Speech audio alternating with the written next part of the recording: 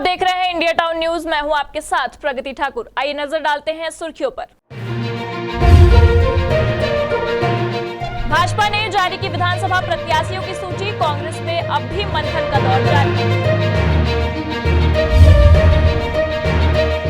दुर्ग की नन्ही तैराक ने रचा इतिहास।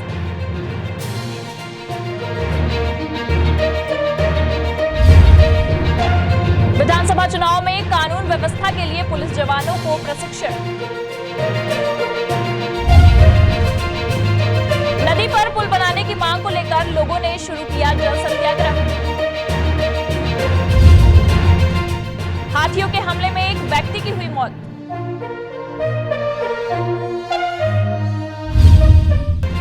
लोगों के स्वास्थ्य के प्रति चिंतित महिला चिकित्सक पेश कर रही मानवता की मिसाल। अब खबरें विस्तार से। देश के 5 राज्यों में विधानसभा चुनाव की तारीखों का ऐलान होते ही आदर्श आचार संहिता लागू हो गई है। भारत निर्वाचन आयोग द्वारा आज भारत के 5 राज्यों में विधानसभा चुनाव की तारीखों का ऐलान कर दिया गया है। मुख्य निर्वाचन आयुक्त राजीव कुमार ने सोमवार दोपहर 12 बजे एक प्रेस कॉन्फ्रेंस करते हुए चुनाव की तारीखों का ऐलान किया है। विधानसभा चुनाव की तारीखों के ऐलान के साथ ही 5 राज्यों में आदर्श आचार संहिता लागू हो गई है। भारत निर्वाचन आयोग द्वारा प्रेस कॉन्फ्रेंस करते हुए विधानसभा चुनाव की तारीखों का ऐलान किया गया है, जिसमें 5 राज्यों में 4 चरणों में मतदान होंगे। वहीं छत्तीसगढ़ में 2 चरणों में मतदान की प्रक्रिया पूरी होगी। देश के 5 राज्यों की बात की जाए तो राजस्थान में 23 नवंबर, मध्य प्रदेश में 17 नवंबर, छत्तीसगढ़ में 7 और 17 नवंबर, मिजोरम में 7 नवंबर, तेलंगाना में 30 नवंबर को मतदान संपन्न होगा। वहीं 3 दिसंबर को सभी राज्यों में मतगणना होगी। चुनाव की तारीखों का ऐलान होते ही छत्तीसगढ़ और मध्य प्रदेश में भी आज से आदर्श आचार संहिता लागू हो गई है। छत्तीसगढ़ में प्रथम चरण के तहत सरगुजा, बस्तर संभाग में 7 नवंबर को 20 विधानसभा सीटों पर मतदान संपन्न होगा। वहीं 17 नवंबर को दूसरे चरण के तहत रायपुर, बिलासपुर, दुर्ग संभाग के 70 सीटों पर मतदान की प्रक्रिया संपन्न कराई जाएगी। 5 राज्यों में कुल मतदाता 16.1 करोड़ है। वहीं पुरुष मतदाता 8 करोड़ से अधिक है। महिला मतदाता 7 करोड़ से अधिक है। 5 राज्यों की 679 विधानसभा सीट में पहली बार 60 लाख नए मतदाता अपने मताधिकार का उपयोग करेंगे। इनमें 23 लाख से ज्यादा नए महिला वोटर शामिल हैं। 5 राज्यों में 1.77 लाख पोलिंग स्टेशन, 17,000 से ज्यादा मॉडल पोलिंग स्टेशन है। वहीं आपराधिक छवि वाले कैंडिडेट को 3 बार विज्ञापन के माध्यम से अपने अपराधों का रिकॉर्ड देना होगा। वहीं राजनीतिक पार्टी को दागी कैंडिडेट्स को टिकट देने का कारण बताना होगा। 5 राज्यों में 940 चेक पोस्ट बनाए जाएंगे। Bureau report, India town news. केंद्रीय निर्वाचन आयोग ने सोमवार को मध्य प्रदेश सहित देश के 5 राज्यों में चुनाव की तारीखों का ऐलान कर दिया है। इसके साथ ही मध्य प्रदेश में भी आदर्श आचार संहिता लागू हो गई है, जो चुनाव प्रक्रिया संपन्न होने तक प्रभावशील रहेगी। छत्तीसगढ़ में भारतीय जनता पार्टी ने विधानसभा प्रत्याशियों के नाम की घोषणा करते हुए अपनी दूसरी सूची जारी कर दी है। तो वहीं अब तक कांग्रेस अपने प्रत्याशियों के नाम के मंथन में ही उलझी हुई है। भारतीय जनता पार्टी की पहली सूची जारी होने के बाद ही घोषित प्रत्याशी अपने चुनाव प्रचार प्रसार में जुट गए हैं। तो वहीं अब दूसरी सूची आने से भी भाजपा प्रत्याशियों का रास्ता साफ हुआ है, लेकिन कांग्रेस प्रत्याशियों को लेकर उलझी हुई है और पार्टी के भीतर मैराथन बैठक का दौर जारी है। वहीं जानकारों का कहना है कि पार्टी के भीतर अंतर कलह और अपनों को टिकट दिलाने की चाहत के चलते कांग्रेस की सूची आने में देर हो रही है। वहीं छत्तीसगढ़ में भाजपा प्रत्याशियों की दूसरी सूची की बात की जाए तो कई प्रमुख चेहरों को भारतीय जनता पार्टी ने अपना प्रत्याशी बनाया है। तो वहीं कुछ नए चेहरे भी शामिल हैं, जिनमें राजनांदगांव विधानसभा क्षेत्र से पूर्व मुख्यमंत्री एवं राजनांदगांव के वर्तमान विधायक डॉक्टर रमन सिंह को भारतीय जनता पार्टी ने अपना प्रत्याशी बनाया है। वहीं भरतपुर सोनहत विधानसभा से सांसद श्रीमती रेणुका सिंह प्रत्याशी होंगी। बिलासपुर विधानसभा से अमर अग्रवाल का नाम, रायपुर दक्षिण विधानसभा से बृजमोहन अग्रवाल होंगे प्रत्याशी। रायपुर पश्चिम विधानसभा से राजेश मुड़त प्रत्याशी बनाए गए। कुनकुरी विधानसभा से विष्णुदेव साई, रायगढ़ विधानसभा से पूर्व कलेक्टर ओपी चौधरी, रामपुर विधानसभा से पूर्व गृह मंत्री ननकीराम कंवर, मुंगेली विधानसभा से पुन्नूलाल मोहले, तखतपुर विधानसभा से धर्मजीत सिंह, बिल्हा विधानसभा से धर्मलाल कौशिक, जांजगीर चांपा विधानसभा से नारायण प्रसाद चंदेल, भाटापारा विधानसभा से शिवरतन शर्मा, धरसीवा विधानसभा से अनुज शर्मा, कुरूद विधानसभा से अजय चंद्राकर, भिलाई नगर विधानसभा से प्रेम प्रकाश पांडे, कवर्धा विधानसभा से विजय शर्मा, डोंगरगढ़ विधानसभा से विनोद खांडेकर, अंतागढ़ विधानसभा से विक्रम उसेंडी, कोंडागांव विधानसभा से लता उसेंडी, नारायणपुर विधानसभा से केदार कश्यप, बीजापुर विधानसभा से महेश गागड़ा, मनेंद्रगढ़ विधानसभा से श्याम बिहारी जायसवाल, सामरी विधानसभा से उद्धेश्वरी पैकरा,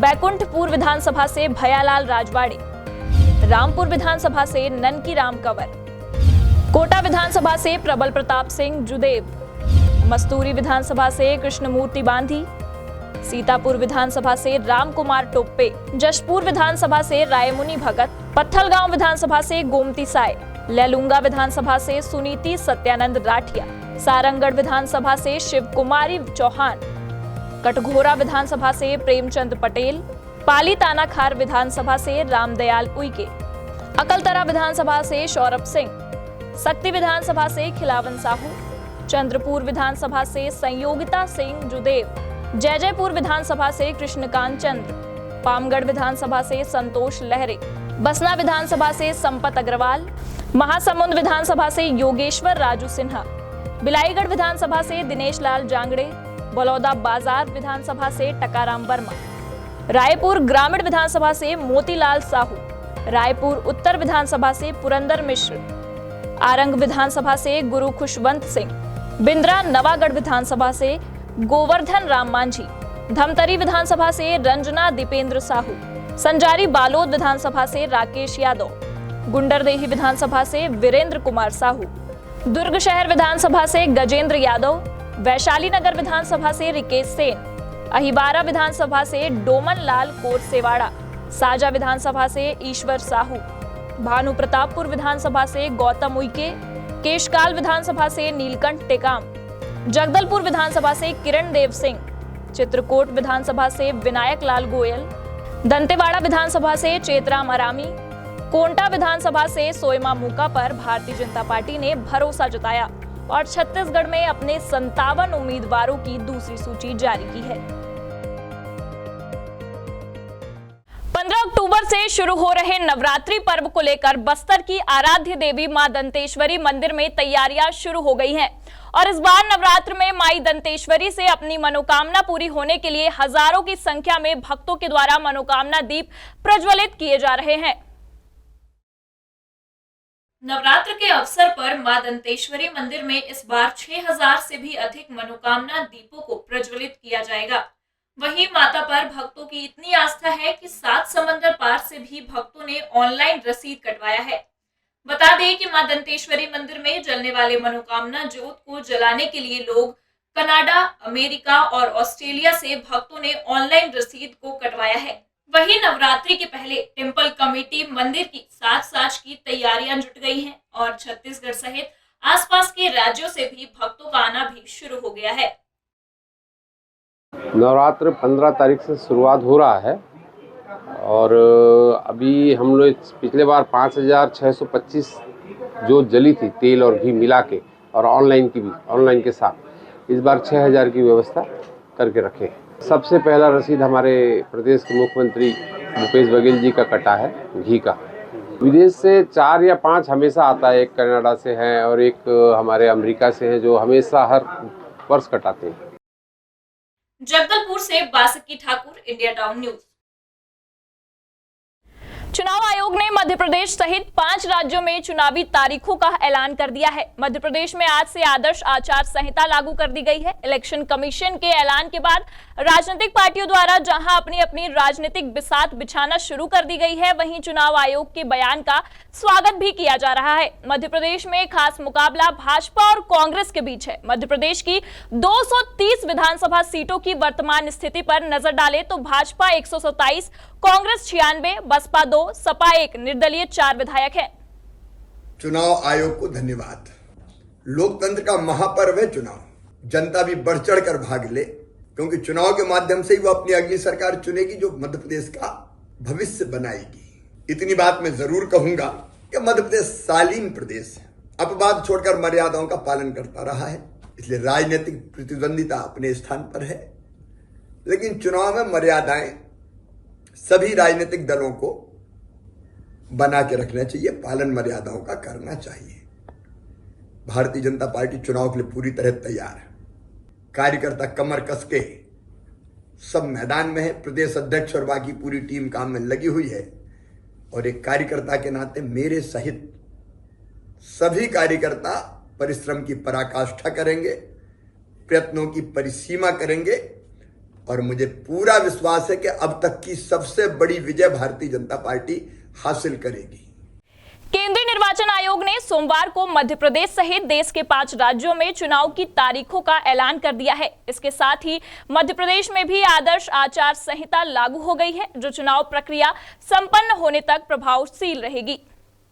चुनाव आयोग द्वारा 21 अक्टूबर को चुनाव की अधिसूचना जारी कर दी जाएगी। वहीं उम्मीदवार 30 अक्टूबर तक नामांकन पत्र दाखिल कर सकेंगे। वहीं 31 अक्टूबर को स्क्रूटनी की जाएगी। उम्मीदवार 2 नवंबर तक अपना नामांकन वापस ले सकेंगे। वहीं 17 नवंबर को वोटिंग होगी। चुनाव आयोग के अनुसार 3 दिसंबर को नतीजे जारी किए जाएंगे और 5 दिसंबर तक निर्वाचन की प्रक्रिया पूरी कर ली जाएगी। चुनाव के ऐलान के बाद मध्य प्रदेश भाजपा अध्यक्ष BD शर्मा ने पत्रकार वार्ता कर सरकार की उपलब्धि बताई, कांग्रेस को जमकर घेरा। चुनाव आयोग ने मध्य प्रदेश विधानसभा चुनाव का ऐलान कर दिया है। सूबे में 2018 की तरह एक फेज में वोट डाले जाएंगे। मध्य प्रदेश में 17 नवंबर को वोट डाले जाएंगे। वोटों की गिनती 3 दिसंबर को होगी। सूबे की सत्ता पर अगले 5 साल तक किसका राज होगा? 5,60,60,925 मतदाता अपना फैसला 17 नवंबर को ईवीएम में कैद करेंगे।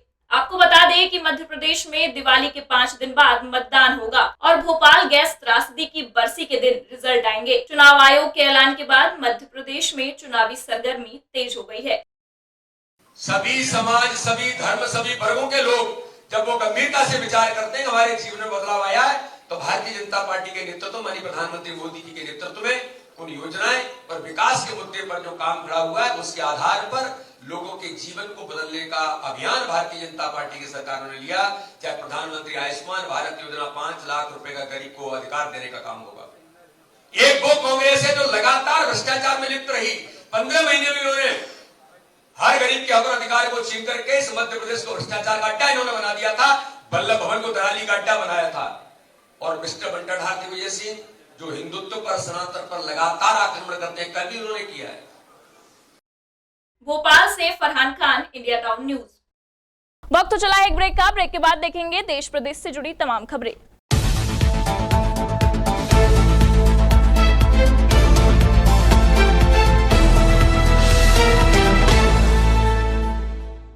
ब्रेक के बाद आपका स्वागत है। छत्तीसगढ़ में चुनाव की तैयारी को लेकर भाजपा प्रदेश प्रभारी ओम माथुर ने मीडिया को बड़ा बयान दिया है। छत्तीसगढ़ की भाजपा इकाई पूरी तरीके से चुनाव के लिए तैयार है। यह सबको पता था कि चुनाव इस माह होने वाले हैं। 7 और 17 तारीख हमको मिली है। हम पूरी तरह से चुनाव के लिए तैयार हैं। हम छत्तीसगढ़ में पूर्ण बहुमत से अपनी सरकार बनाएंगे। भारतीय जनता पार्टी छत्तीसगढ़ प्रदेश की इकाई आगामी चुनाव को ध्यान में रखते हुए पूर्ण रूपेण तैयार है। ये सबको पता था कि चुनाव इस माह में होने वाले हैं। 7 और 17 तारीख हमको मिली है। हम पूर्ण रूपेण तैयार हैं। पार्टी मैदान में उतर चुकी है और हर दृष्टि से चुनाव की तैयारी में हम लगे हैं। उच्च शिक्षा विभाग द्वारा राजनांदगांव में 2 दिवसीय राज्य स्तरीय वॉलीबॉल प्रतियोगिता का आयोजन किया जा रहा है। इस आयोजन में छत्तीसगढ़ प्रदेश के विभिन्न संभागों से 10 टीमों ने हिस्सा लिया है। राजनांदगांव शहर के इमाम चौक स्थित वॉलीबॉल मैदान में उच्च शिक्षा विभाग द्वारा राज्य स्तरीय वॉलीबॉल प्रतियोगिता का आयोजन किया जा रहा है, जिसमें महाविद्यालय में अध्ययनरत पुरुष वर्ग के खिलाड़ी हिस्सा ले रहे हैं। इस राज्य स्तरीय प्रतियोगिता में छत्तीसगढ़ प्रदेश के विभिन्न संभागों से 10 टीमों ने हिस्सा लिया है। इस दौरान प्रतियोगिता को लेकर भिलाई से पहुंचे कोच विनोद नायक ने कहा कि 10 टीमों में 2 पोल बनाकर टूर्नामेंट का आयोजन किया जा रहा है। वहीं वॉलीबॉल खिलाड़ी अमित कुमार सिन्हा ने यहां के मैदान की प्रशंसा करते हुए कहा, राजनांदगांव में बेहतर आयोजन किया जा रहा है। उच्च शिक्षा विभाग का राज्य स्तरीय वॉलीबॉल चैंपियनशिप यहाँ राजनांदगांव के इस ग्राउंड पर खेला जा रहा है। टोटल यहाँ पे 10 टीमें आई हुई हैं और 10 टीमों को 2 पूलों में बांट करके टूर्नामेंट का संचालन किया जाएगा। नॉकआउट कम सेमीफाइनल तथा फाइनल मैच किया जाएगा। आके बहुत अच्छा लग रहा है। यहाँ ग्राउंड का मेंटेनेंस बहुत अच्छा किया गया है। यहाँ दूर दूर से लोग आए हैं खेलने के लिए। पूरे छत्तीसगढ़ के पूरे स्टेट का मैच हो रहा है। यहाँ इंटर स्टेट कंपटीशन है। यहाँ से हम लोग यूनिवर्सिटी खेलने जाएंगे जो कि उड़ीसा में होने वाला है। राजनांदगांव के वॉलीबॉल ग्राउंड में खेली जा रही राज्य स्तरीय प्रतियोगिता में चयनित खिलाड़ियों को राष्ट्रीय स्तर पर आयोजित होने वाली यूनिवर्सिटी प्रतियोगिता में छत्तीसगढ़ प्रदेश का नेतृत्व करने का अवसर मिलेगा। Bureau report, India town News. Madhya Pradesh और छत्तीसगढ़ में विधानसभा चुनाव की घोषणा होते ही आदर्श आचार संहिता लागू हो गई है, जिसके तहत संपत्ति विरूपण की कार्रवाई की जा रही है, जिसके तहत शासकीय संपत्ति से राजनीतिक बैनर पोस्टर हटाए जा रहे हैं। जैसे ही विधानसभा चुनाव की घोषणा हुई, वैसे ही शाजापुर जिला प्रशासन द्वारा आचार संहिता का पालन करवाने के लिए सक्रियता दिखाई जा रही है और उनका धरातल पर कार्य भी युद्ध स्तर पर शुरू हो गया है। इस बार होने वाले विधानसभा चुनाव की आचार संहिता लगते ही प्रशासन ने चौक चौराहा, शासकीय कार्यालय एवं बिजली पोलों पर लगे राजनेताओं के फ्लेक्स बोर्ड एवं योजनाओं के बोर्ड को उतारने का काम शुरू कर दिया है। आचार संहिता लगने के उपरांत संपत्ति विरूपण अधिनियम के अंतर्गत एक कार्रवाई की जाती है, जिसके अंतर्गत यदि कोई सरकारी संपत्ति पे कोई भी पार्टी या किसी नेता का कोई पिक्चर या पोस्टर या बैनर लगा होता है तो उसको हटाने की कार्रवाई की जाती है। उसी की कार्रवाई शाजापुर नगर में प्रारंभ कर दी गई है, जैसा कि आप देख पा रहे हैं। शाजापुर से Dilip Saurashtri, India town News. Chhattisgarh विधानसभा 2023 के लिए तारीखों का ऐलान आज भारतीय चुनाव आयोग ने कर दिया है। इसके साथ ही दुर्ग जिले में भी आचार संहिता लागू हो गई है, जिसको लेकर पुलिस अपराधियों की धरपकड़ में जुटी हुई है। आचार संहिता लागू होने के साथ ही चुनावी प्रक्रिया को बाधित करने और भय का वातावरण फैलाने के उद्देश्य कई हिस्ट्री सीटर आपराधिक घटनाओं को अंजाम देते हैं। इसके साथ ही बड़ी मात्रा में अवैध शराब और बड़ी मात्रा में नगद नोटों की अवैध उपयोगिता को रोकने को लेकर दुर्ग पुलिस अधीक्षक सलभ कुमार सिन्हा ने बताया कि दुर्ग पुलिस ऐसे मामलों को लेकर पूरी तरह से मुस्तैद है और आचार संहिता लागू होने के साथ जिले में कानून व्यवस्था को नियंत्रित करने के लिए हम तत्पर रहेंगे। लोग लगातार हिस्ट्री शीटर्स की जो चेकिंग है वो तो कर ही रहे हैं, साथ साथ जो लोग अभी भी एक्टिवली बदमाशी कर रहे हैं या एक्टिवली अभी भी क्राइम में इन्वॉल्व हैं उनके विरुद्ध हम लोग प्रतिबंधात्मक कार्रवाई कर रहे हैं। कुछ लोगों के विरुद्ध जिला बदर का प्रस्ताव भी भेजा गया है कलेक्टर महोदय को, और एक बार अगर कुछ और गंभीर शिकायत आती है तो रासुका की कार्रवाई भी इनके विरुद्ध की जाएगी। लगातार हम लोगों ने इसके पहले नाकेबंदी करके कार्रवाई की है, जिसमें हम लोगों ने कुछ कैश भी पकड़ा था, चांदी का सामान भी पकड़ा था, और उसके बाद अभी भी आगे भी हमारी ये चेकिंग जारी रहेगी। साथ साथ एफएसटी और एसएसटी जो आचार संहिता के दौरान प्रभावी हो जाती हैं वो लोग लगातार 24 घंटे निगरानी रखेंगे हर एक विधानसभा क्षेत्र में, और प्रयास यही रहेगा कि इस तरह की कोई भी अवैध गतिविधि अपने जिले में न हो। दुर्ग से Vaibhav Chandrakar, India town News. Chhattisgarh में विधानसभा चुनाव की तारीख का ऐलान होने के बाद पूर्व मुख्यमंत्री डॉक्टर रमन सिंह ने अपने निवास कार्यालय में प्रेस वार्ता कर पत्रकारों से चर्चा करते हुए कहा कि आज से आचार संहिता लागू हो गई है। मतदाताओं से आग्रह है ज्यादा से ज्यादा मतदान में हिस्सा लें। पूर्व सीएम डॉक्टर रमन सिंह ने अपने प्रेस कॉन्फ्रेंस के दौरान कहा कि बीजेपी ने अपने चुनाव अभियान को 2 तरीके से प्रभावित करने का प्रयास किया। दंतेवाड़ा और जशपुर से 2 यात्राएं शुरू की। उन्होंने कहा कि चुनाव तारीख के ऐलान के बाद दूसरी लिस्ट आने में विलंब नहीं होगा। हर विधानसभा में लोग दावा पेश करते हैं, उम्मीद करते हैं टिकट मिल जाए, पर सबको टिकट देना संभव नहीं है। उनसे बातचीत लगातार कर रहे हैं। भारतीय जनता पार्टी और भारतीय जनता पार्टी ने अपने चुनाव अभियान को 2 तरीके से जनता के सामने प्रस्तुत करने का काम किया है। पहले चरण में हमने न केवल दंतेवाड़ा से बल्कि जशपुर से 2 यात्राएं शुरू की और ये परिवर्तन यात्रा की अभूतपूर्व सफलता हासिल हुई। पूर्व मुख्यमंत्री डॉक्टर रमन सिंह ने कांग्रेस सरकार पर हमला बोलते हुए कहा, छत्तीसगढ़ में 5 साल में विकास शांत हो गया है। उन्होंने आरोप लगाते हुए कहा कि जनता इंतजार कर रही थी कि आचार संहिता लागू हो तो अधिकारी स्वतंत्र काम कर सकें। रमन सिंह ने कहा, फेज 1 में 20 विधानसभा में चुनाव होंगे, दूसरे फेज में 70 सीटों पर चुनाव होगा।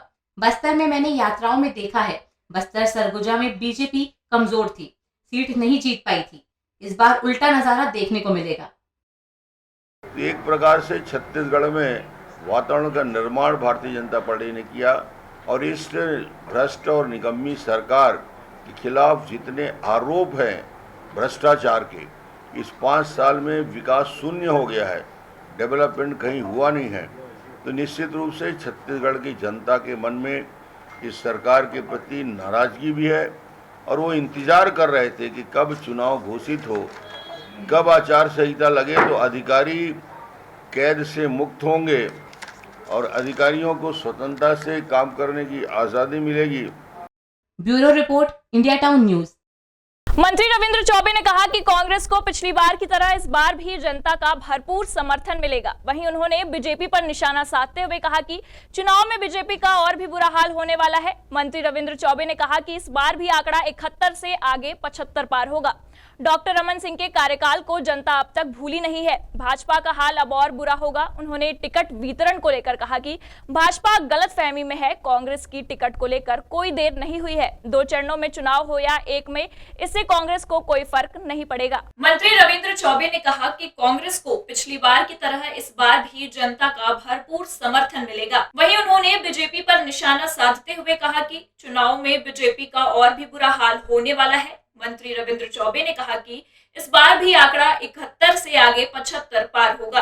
डॉक्टर रमन सिंह के कार्यकाल को जनता अब तक भूली नहीं है। भाजपा का हाल अब और बुरा होगा। उन्होंने टिकट वितरण को लेकर कहा कि भाजपा गलतफहमी में है। कांग्रेस की टिकट को लेकर कोई देर नहीं हुई है। 2 चरणों में चुनाव हो या एक में, इससे कांग्रेस को कोई फर्क नहीं पड़ेगा। पिछली बार छत्तीसगढ़ की जनता ने हमें 71 की बहुमत से सरकार में बिठाया है, 3/4 से भी अधिक। हमें लगता है इस बार आंकड़े उससे और परे होगा।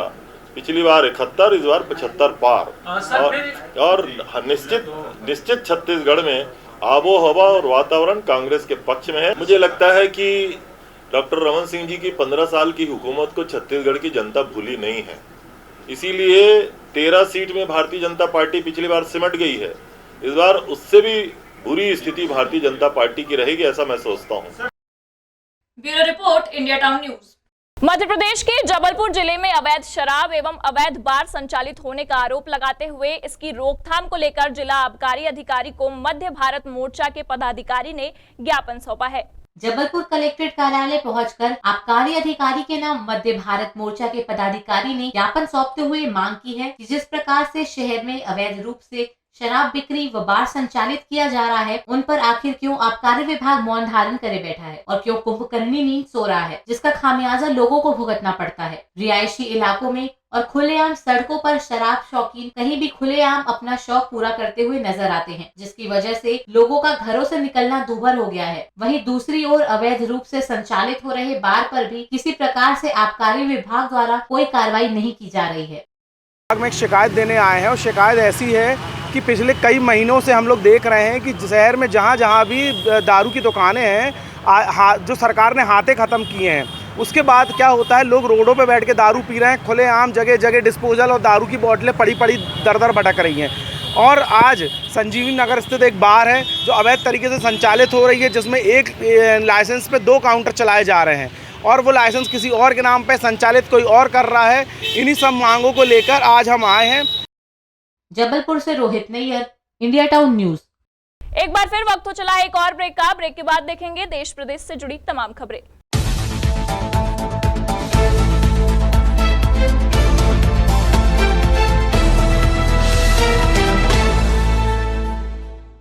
ब्रेक के बाद आपका स्वागत है। छत्तीसगढ़ के बलरामपुर जिला के अंतर्गत वन परिक्षेत्र वाड्रफ नगर में हाथियों के उत्पात से एक व्यक्ति की मौत का मामला सामने आया है। यहां जंगली हाथियों ने बाजार से घर लौट रहे एक व्यक्ति पर हमला कर उसे मार डाला है। वन परिक्षेत्र वाड्रफ नगर में हाथियों के उत्पात से एक व्यक्ति की मौत होने का मामला सामने आया है। वन परिक्षेत्र वाड्रफ नगर के मेडारी जंगल में हाथियों के द्वारा एक व्यक्ति को कुचल दिया गया है, जिससे उसकी मौके पर ही मौत हो गई। मृतक मार्केट से घर जा रहा था, तभी जंगल में हाथियों के दल ने उस पर हमला कर दिया। और यहाँ के 5 व्यक्ति गए थे बाजार गए हुए, 3 गाड़ी में रहे और आते समय इन लोगों को शाम हो गया, करीबन 5 साढ़े 5 बजे। और इसके बीच में जंगल में अचानक हाथियों का दल से उनका मुलाकात हो गया। अब मुलाकात के बाद में उन लोग इधर उधर अपना जान बचाने के लिए भगे। एक व्यक्ति नहीं भाग पाया, उसको हाथी के द्वारा कुचलकर मारा गया। बलरामपुर से Kuleshwar Kushwaha, India town news.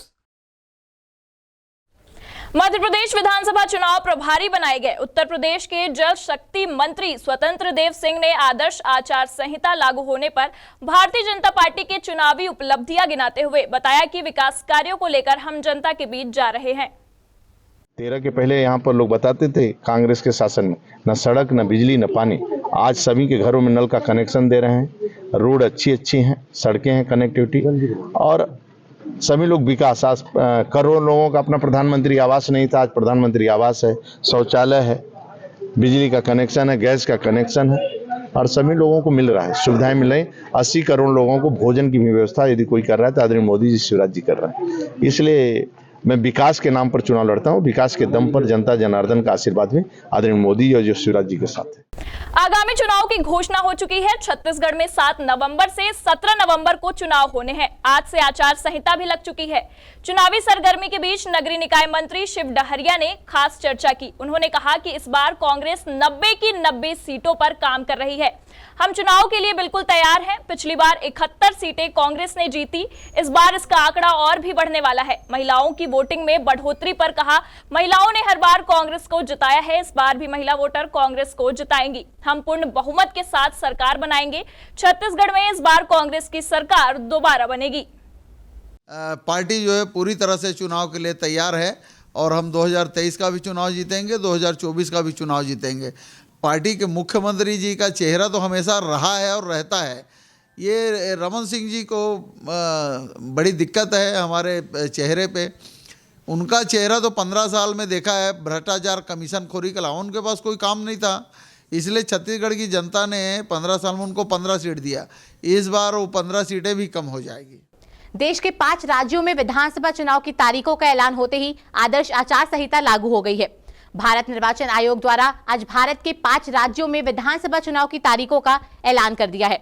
मुख्य निर्वाचन आयुक्त राजीव कुमार ने सोमवार दोपहर 12 बजे एक प्रेस कॉन्फ्रेंस करते हुए चुनाव की तारीखों का ऐलान किया है। विधानसभा चुनाव की तारीखों के ऐलान के साथ ही 5 राज्यों में आदर्श आचार संहिता लागू हो गई है। भारत निर्वाचन आयोग द्वारा प्रेस कॉन्फ्रेंस करते हुए विधानसभा चुनाव की तारीखों का ऐलान किया गया है, जिसमें 5 राज्यों में 4 चरणों में मतदान होंगे। वहीं छत्तीसगढ़ में 2 चरणों में मतदान की प्रक्रिया पूरी होगी। देश के 5 राज्यों की बात की जाए तो राजस्थान में 23 नवंबर, मध्य प्रदेश में 17 नवंबर, छत्तीसगढ़ में 7 और 17 नवंबर, मिजोरम में 7 नवंबर, तेलंगाना में 30 नवंबर को मतदान संपन्न होगा। वहीं 3 दिसंबर को सभी राज्यों में मतगणना होगी। चुनाव के तारीखों का ऐलान होते ही छत्तीसगढ़ और मध्य प्रदेश में भी आज से आदर्श आचार संहिता लागू हो गई है। छत्तीसगढ़ में प्रथम चरण के तहत सरगुजा, बस्तर संभाग में 7 नवंबर को 20 विधानसभा सीटों पर मतदान संपन्न होगा। वहीं 17 नवंबर को दूसरे चरण के तहत रायपुर, बिलासपुर, दुर्ग संभाग के 70 सीटों पर मतदान की प्रक्रिया संपन्न कराई जाएगी। 5 राज्यों में कुल मतदाता 16.1 करोड़ है। वहीं पुरुष मतदाता 8 करोड़ से अधिक है, महिला मतदाता 7 करोड़ से अधिक है। 5 राज्यों की 679 विधानसभा सीट में पहली बार 60 लाख नए मतदाता अपने मताधिकार का उपयोग करेंगे। इनमें 23 लाख से ज्यादा नए महिला वोटर शामिल हैं। 5 राज्यों में 1.77 लाख पोलिंग स्टेशन, 17,000 से ज्यादा मॉडल पोलिंग स्टेशन हैं। वहीं आपराधिक छवि वाले कैंडिडेट को 3 बार विज्ञापन के माध्यम से अपने अपराधों का रिकॉर्ड देना होगा। वहीं राजनीतिक पार्टी को दागी कैंडिडेट्स को टिकट देने का कारण बताना होगा। 5 राज्यों में 940 चेक पोस्ट बनाए जाएंगे। Bureau report, India town News. Durg जिले के खेलगांव के नाम से विख्यात खेलगांव पुरई के फ्लोटिंग विंग स्विमिंग एकेडमी की नन्ही तैराक तनुश्री कोसरे ने तैराकी के क्षेत्र में आज आखिरकार वर्ल्ड रिकॉर्ड बना ही लिया। तनुश्री ने लगातार 5 घंटे तैरकर इतिहास रच दिया है। इस उपलब्धि को हासिल करने के लिए नन्ही जल परी तनुश्री प्रतिदिन 7 से 8 घंटे गांव के ही तालाब में तैरकर कोच ओम कुमार ओझा, ईश्वर ओझा, निशा के मार्गदर्शन में प्रशिक्षण प्राप्त करती रही थी। रविवार को 9 वर्षीय तनुश्री की तैराकी के इस जुनून एवं उसके जज्बे को देखने के लिए golden book of world record की टीम के साथ ही दुर्ग, भिलाई व आसपास के गाँव से बड़ी संख्या में लोग पहुँचे थे। सुबह 11 बजे से तालाब में उतरी और 4 बजे तक लगातार 5 घंटे तैरकर वर्ल्ड रिकॉर्ड बनाकर ही सुबह 11 बजे तालाब में उतरी और 4 बजे तक लगातार 5 घंटे तक तैरकर वर्ल्ड रिकॉर्ड बनाकर ही तालाब से बाहर निकली। सबसे पहले ईश्वर भैया वर्ल्ड रिकॉर्ड बनाए, फिर चंद्रकला दीदी वर्ल्ड रिकॉर्ड बनाए, फिर मेरा भी इच्छा golden book of world record बनाने का। तो आपकी उम्र कितनी है? आप कौन से स्कूल में पढ़ते हैं? मैं 9 साल की हूँ। मेरा स्कूल का नाम दीक्षा पब्लिक स्कूल है। तो आप ये जो तैराकी का बनाए कितने घंटे तैरी हैं आप?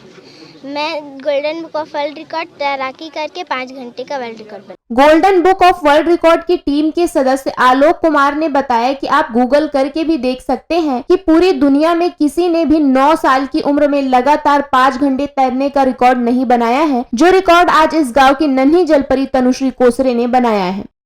बुक ऑफ वर्ल्ड रिकॉर्ड ऐसी ऑर्गेनाइजेशन है जो देश दुनिया में होने वाले यूनिक कार्यों को लेती है, जो दुनिया में पहली बार हो रहे हो, अपने आप में यूनिक हो, हटकर हो। आज उसी कड़ी में पूरे ही गांव में एक छोटी सी नन्ही बच्ची 9 साल की तनुश्री ने एक ऐसा काम करके दिखाया है जो आज तक वर्ल्ड में कभी नहीं हुआ था। आज का ज़माना गूगल का है, आप लोग कोई भी सर्च कर सकते हैं कि 9 साल में किसी भी बच्ची ने 5 घंटे तैराकी की हो, ऐसा कभी नहीं हुआ। तो इसलिए खास तौर से तनुश्री की फादर राजेंद्र जी को, उनकी मदर लक्ष्मी जी को, जिन्होंने अपनी बच्ची को आगे बढ़ाने में पूरा सपोर्ट किया, और सबसे ज़्यादा धन्यवाद गांव के लोगों को। इनके जब 4 साल की उम्र से के थे तब से क्या तैरना शुरू कर दिए थे, और अभी इसका उम्र मात्र 9 साल है, और 9 साल की उम्र में किसी भी कंपटीशन में खेलने की परमिशन नहीं है। लेकिन जो वर्ल्ड रिकॉर्ड है इसमें एक क्या यूनिक कार्य होते हैं, इनके लिए कर सकते हैं। दुर्ग से Vaibhav Chandrakar, India town News. Chhattisgarh के भिलाई में आगामी विधानसभा चुनाव को देखते हुए सेक्टर 1 में दुर्ग एसपी ने पुलिस अधिकारियों और कर्मचारियों को चुनाव के संबंध में प्रशिक्षण दिया। विधानसभा चुनाव 2023 को शांतिपूर्ण, निष्पक्ष और निर्भीक संपन्न करने के लिए दुर्ग पुलिस अधीक्षक शलभ सिन्हा ने अपनी तैयारी पूरी कर ली है और बेहतर पुलिसिंग के लिए विभिन्न दिशा निर्देश दे रहे हैं। आगामी चुनाव की प्रक्रिया में अपने निष्पक्ष भूमिका अदा करने एवं निर्वाचन प्रक्रिया को शांतिपूर्ण कराने के संबंध में यह प्रशिक्षण दिया गया। इस दौरान अधिकारियों एवं पुलिस कर्मियों को विशेष कानूनी प्रावधानों, आदर्श आचार संहिता के लागू होने पर कानूनी कार्यवाही, संवेदनशील व अति संवेदनशील क्षेत्रों को भ्रमण करने समेत अन्य प्रमुख कार्यवाही के बारे में सभी से अवगत कराया गया है। आगामी विधानसभा चुनाव को देखते हुए जो पुलिस कर्मचारी हैं, अधिकारी हैं, उनका प्रशिक्षण भी किया जाने का निर्देशन दिया गया था। हम लोगों का जो प्रशिक्षण है वो रायपुर में हुआ था, और उसी तर्ज पर हमको फिर सभी थाना प्रभारी और सारे हमारे जो जवान हैं उनके स्तर तक प्रशिक्षण देना है। तो आज सबको बुलाया गया है। यहाँ पे हम लोग एक जनरल प्रशिक्षण दे देंगे, जो चुनाव के समय जो सावधानियां बरतनी है, मॉडल कोड ऑफ कंडक्ट के समय जो अपने को कार्य करने हैं, और किस तरीके से चेक पॉइंट्स, FST, SST का संचालन करना है, इसके संबंध में हम लोग एक छोटी सी कार्यशाला का आयोजन किए हैं। और यहाँ से सब जो भी चीज़ें समझेंगे, जो भी सीखेंगे, वो थाना स्तर में जाकर के बाकी लोगों को भी वो एक प्रशिक्षण देंगे। भिलाई से Somnath Sinha, India town news. वक्त तो चला एक ब्रेक का। ब्रेक के बाद देखेंगे देश प्रदेश से जुड़ी कुछ और खबरें।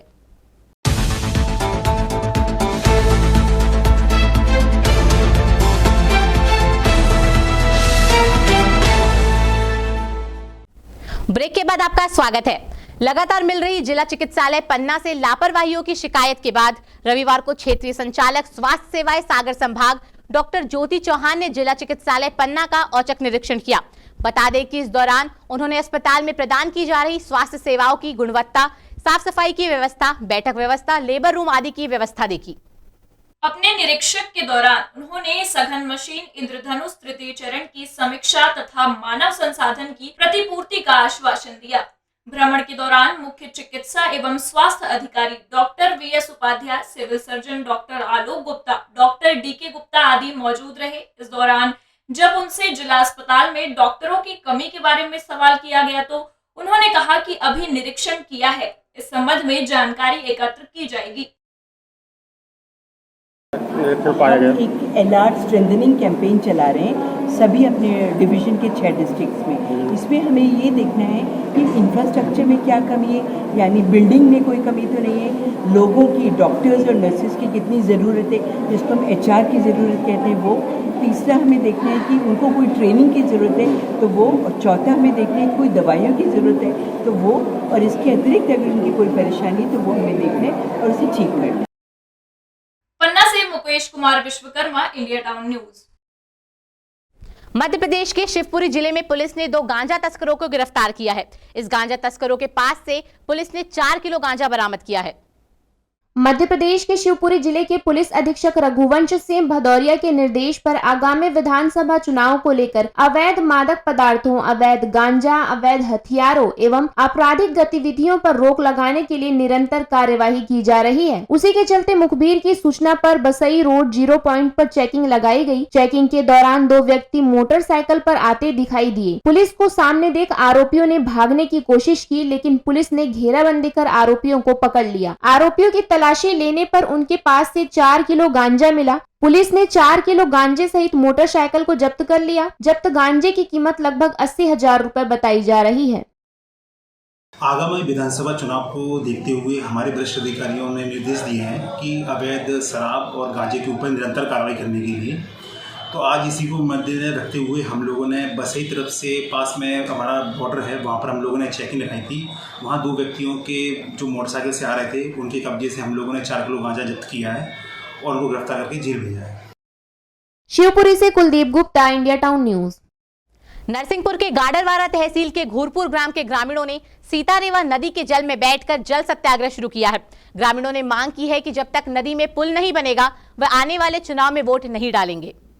इस जल सत्याग्रह में गांव की बेटियां, छात्र छात्राएं बड़ी संख्या में शामिल हुई। स्कूल जाने की बजाय छात्राएं अपने हाथों में तख्ती लेकर अपनी आवाज को बुलंद करती नजर आईं। यहाँ ग्रामीणों का एक ही नारा है कि पुल नहीं तो वोट नहीं। जबकि गाडरवारा शहर से लगा हुआ एनटीपीसी पावर प्लांट के पास होने के बावजूद यह ग्राम विकास से कोसों दूर है। जब जल सत्याग्रह कर रही 9वीं की छात्रा भारती धानक से पूछा तो छात्रा ने अपनी पीड़ा सुनाते हुए कहा कि मैं तो डॉक्टर बनना चाह रही हूँ, लेकिन पुल नहीं होने की वजह से अच्छे नंबरों से पास नहीं हो पा रही हूँ। अपने रूंधे हुए गले से जब छात्रा ने बताया कि गांव की अधिकांश बेटियों ने पढ़ना छोड़ दिया, वहीं ग्रामीणों का भी कहना है कि नदी में बह जाने के कारण कई लोगों की मौत हो चुकी है। एम्बुलेंस डायल 100 वहाँ गाँव में नहीं पहुँच पा रही है। गाँव में पुल नहीं होने की वजह से विकास नहीं हो पा रहा है।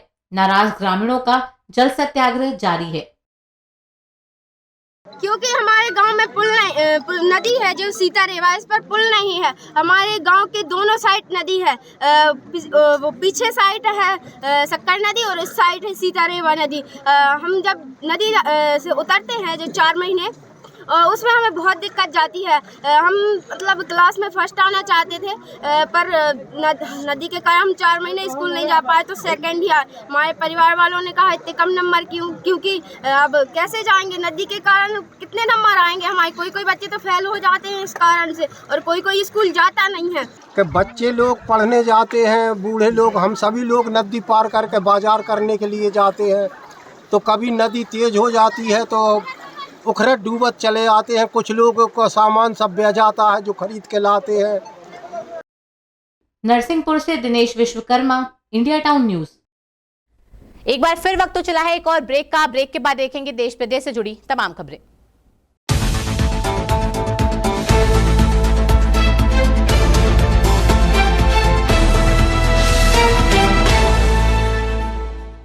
ब्रेक के बाद एक बार फिर आपका स्वागत है। विधानसभा चुनाव 2023 छत्तीसगढ़ में जितना जमीन पर लड़ा जा रहा है, उतना ही यह वर्चुअल वर्ल्ड में सोशल मीडिया पर भी जारी है। इसके लिए सभी प्रमुख राजनीतिक पार्टियों ने अपने अपने वॉलंटियर्स तैयार किए हैं, जो सोशल मीडिया पर पार्टी गाइडलाइन के अनुसार प्रचार करते हैं और विरोधियों को जवाब भी देते हैं। वहीं इस कड़ी में रायपुर को केंद्रीय स्वास्थ्य मंत्री एवं छत्तीसगढ़ चुनाव सह प्रभारी मनसुख मांडविया दुर्ग पहुंचे। दुर्ग के निजी होटल में भाजपा की संभाग स्तरीय सम्मेलन सोशल मीडिया वॉलंटियर्स मीट का आयोजन किया।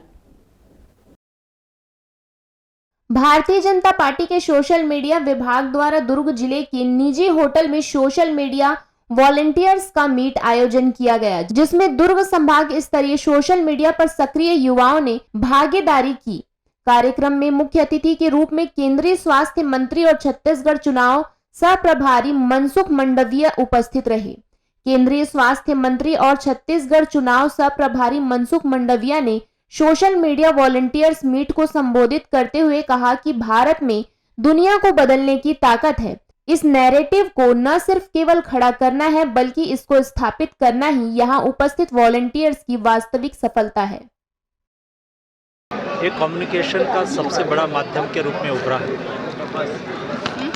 और जिस तरह से छत्तीसगढ़ में सोशल मीडिया के रूप में देखता हूँ तो पता चलता है कि जनता स्वयं सोशल मीडिया के द्वारा पोस्ट करके यहाँ की सरकार के प्रति अपना आक्रोश व्यक्त कर रहे हैं। दुर्ग से Vaibhav Chandrakar, India town News. Madhya Pradesh के रीवा जिले में ओबीसी महासभा के पदाधिकारी ने कलेक्टर रीवा को राष्ट्रपति के नाम 8 सूत्रीय मांगों का ज्ञापन पत्र सौंपा है, जिसमें मांग की गई है कि ओबीसी जातियों की जनगणना शीघ्र कराई जाए और इसके आधार पर जिसकी जितनी संख्या हो उसके हिसाब से उसकी भागीदारी तय की जाए। ओबीसी महासभा के पदाधिकारी ने कलेक्टर रीवा को एक ज्ञापन पत्र सौंपा, जिसमें ओबीसी जातियों की जनगणना शीघ्र कराए जाने सहित अपनी 8 बिंदुओं की मांग पर ध्यान देने की बात कही है। उन्होंने मांग की है कि अन्य पिछड़ा वर्ग की जातिगत जनगणना कराई जाए एवं जनसंख्या के आंकड़े प्रकाशित किए जाएं। जनगणना के पश्चात संख्या के आधार पर अन्य पिछड़ा वर्ग समुदाय को आरक्षण प्रदान किया जाए।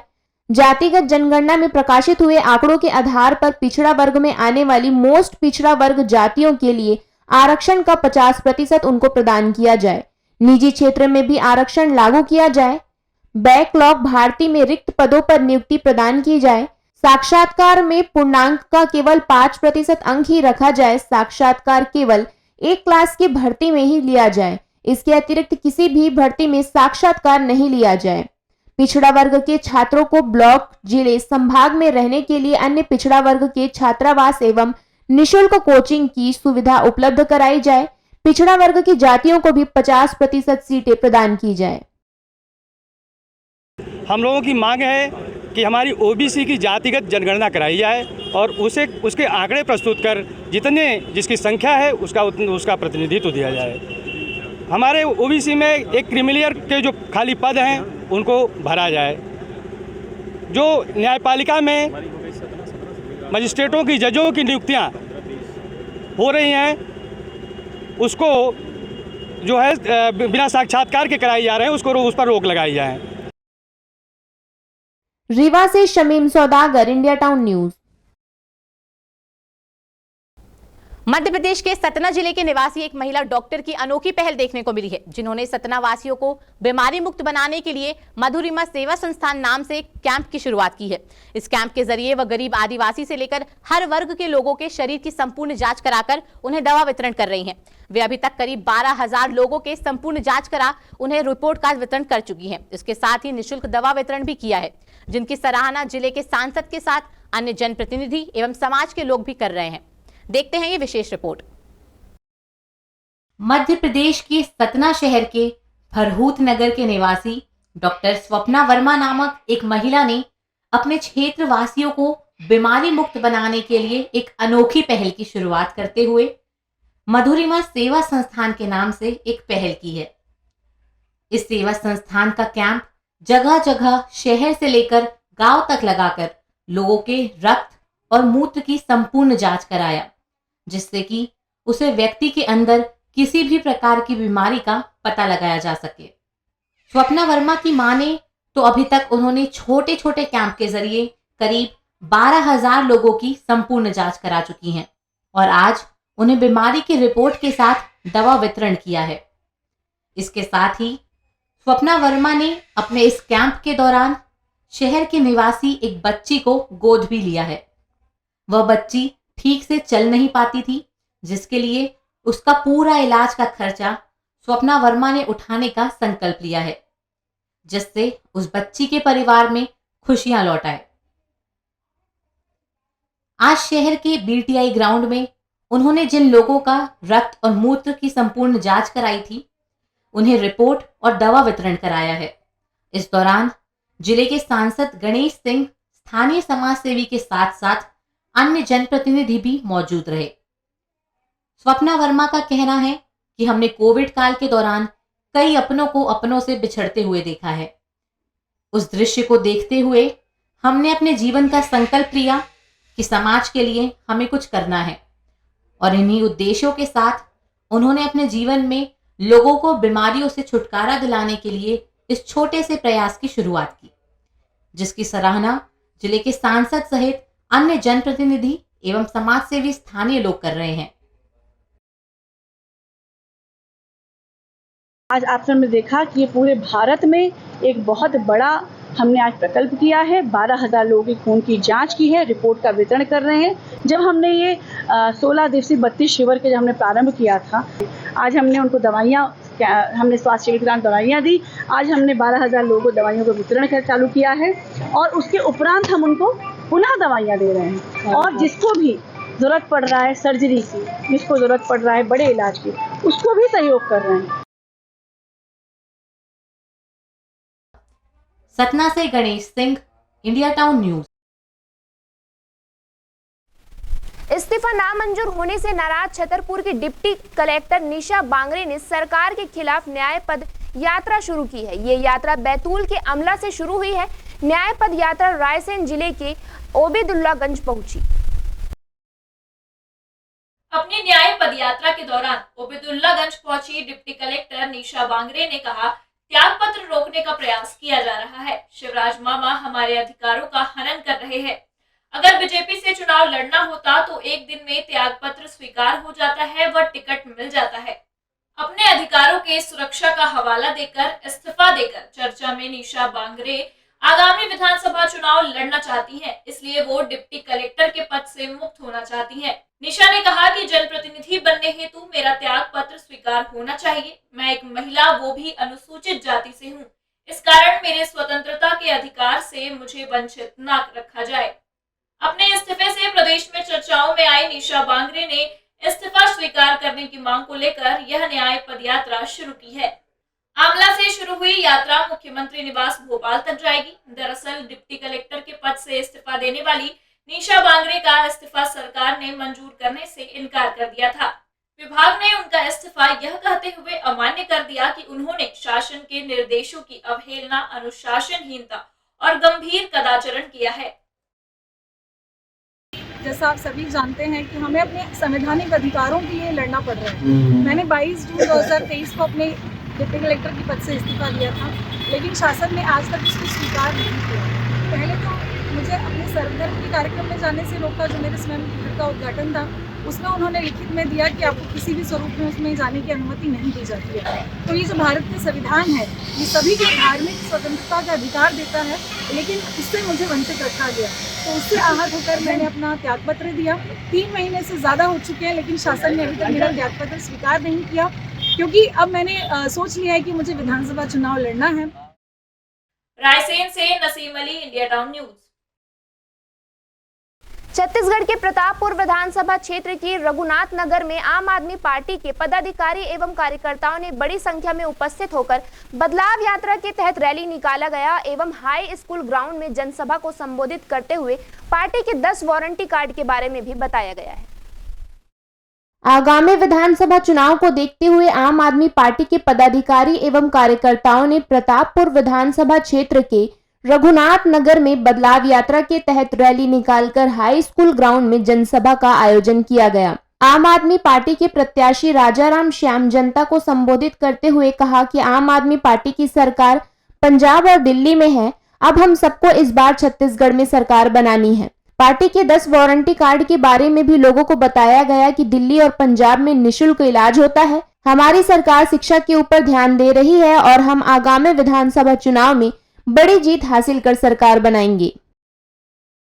पदयात्रा बदलाव पदयात्रा माने जारी है और लोगों में इतना उत्साह देखने को मिल रहा है कि चलो, जीवन में 2 पार्टियां थी 75-76 साल तक, आज बदलने का मौका मिला है। समझ रहे हैं ना? अब बदलने का मौका इसलिए मिला है कि केजरीवाल जी के जो 9 गारंटी कार्ड जारी हुए हैं वो ऐसी है कि उनकी शिक्षा दशा दिशा बदलने वाली है। इसीलिए जन सैलाब उमड़ पड़ा है। अब हमको उसको सफल बनानी है। बलरामपुर से Kuleshwar Kushwaha, India town news. रविवार की शाम देवरी के गौर झामर थाना क्षेत्र के अंतर्गत नेशनल हाईवे 44 रोड नीम घाटी क्षेत्र के एक चलते ट्रक में आग लग गई। इस आगजनी में आसपास अफरा तफरी मच गई। आगजनी की सूचना पुलिस और दमकल को दी गई। काफी मशक्कत के बाद इस आग पर काबू पाया गया। रविवार की शाम देवरी के गौर झामर थाना क्षेत्र में सागर की ओर से एक बड़ा ट्रक माल भरकर नरसिंहपुर की ओर जा रहा था। बताया जा रहा है कि ट्रक में जूते चप्पल का माल भरा हुआ, जिसमें अचानक 4 लाइन सड़क पर चलते चलते ट्रक में आग लग गई और ट्रक में भरा हुआ सारा माल जलकर राख हो गया। घटना स्थल पर मौजूद प्रत्यक्षदर्शियों के द्वारा सूचना डायल 100 एवं फायर ब्रिगेड को सूचना दी गई, लेकिन समय पर दमकल ना पहुंचने के कारण पूरा ट्रक माल सहित आग में जलकर खाक हो गया। करीब 1 घंटे के बाद मौका स्थल पर फायर ब्रिगेड पहुंची। तब तक लाखों रुपए का नुकसान हो चुका था। आग किन कारणों से लगी है, कारण अभी स्पष्ट नहीं हो पाया है। बताया जा रहा है कि ट्रक में सवार ट्रक चालक और कंडक्टर दोनों ही आग लगते ही ट्रक से निकलकर भागने में सफल हो गए। फिलहाल पूरे मामले की पुलिस जाँच कर रही है। सागर से Satish Sen, India town news. इस बुलेटिन में फिलहाल इतना ही। आप बने रहिए इंडिया टाउन न्यूज के साथ। नमस्कार।